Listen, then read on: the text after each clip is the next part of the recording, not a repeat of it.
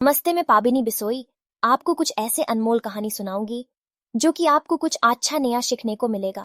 इसे अपने दोस्तों के साथ में शेयर कीजिए। अच्छा लगे तो लाइक और कमेंट कीजिए। एक बार की बात है, एक रियासत के मंत्री ने राजा को अपनी बेटी के विवाह समारोह में निमंत्रित किया। जब राजा अपने परिवार के साथ विवाह समारोह में पहुंचा तो मंत्री उन्हें सम्मानपूर्वक विशिष्ट आसन पर बैठाने ले गयो। तो मंत्री यह देखकर बहुत लज्जित हुआ कि एक सफाई कर्मी वहां बैठा हुआ था। उसने सफाई कर्मी को सभी के सामने वहां से उठा फेंका और उसे बहुत डांटा। सफाई कर्मी ने बहुत अपमानित महसूस किया और बदला लेने की योजना बनाने लगा।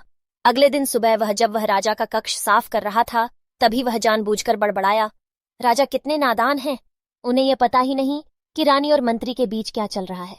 राजा आधी नींद में था। ये क्या बकवास कर रहे हो? उसने पूछा। महाराज, मैं पूरी रात सो नहीं पाया, मैं तो नींद में बड़बड़ा रहा था, सफाई कर्मी जवाब में बोला। हालांकि उसकी बात सुनकर राजा के मन में संदेह के बीज पड़ गए थे। राजा अब मंत्री से चिढ़ने लगा और समय समय पर अपमानित करने लगा।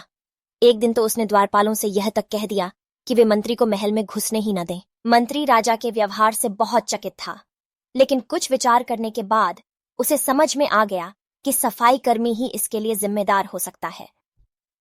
मैंने उसका अपमान किया था और उसी का उसने बदला लिया है। अब मुझे उसे दोबारा प्रसन्न करना होगा, तभी वह राजा की निगाह में मेरा सम्मान दोबारा दिला सकता है, मंत्री ने सोचा। एक दिन उसने सफाई कर्मी को अपने घर भोजन पर आने का निमंत्रण दिया और कहा, मेरे दोस्त, मुझे क्षमा कर दो, मैंने तुम्हारा अपमान किया था, मुझे गलती का एहसास हो गया है।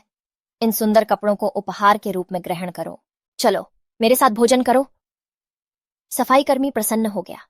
वह सोचने लगा, मंत्री तो अच्छा आदमी है, मैंने ही उस दिन गलती कर दी थी। अब सफाई कर्मी प्रसन्न था और प्रयास करने लगा कि मंत्री के बारे में राजा की धारणा बदल जाए। एक बार जब वह राजा के कक्ष में गया तो राजा सो रहा था। वह बड़बड़ाने लगा, अरे राजा का तो दासी के साथ प्रेम संबंध है,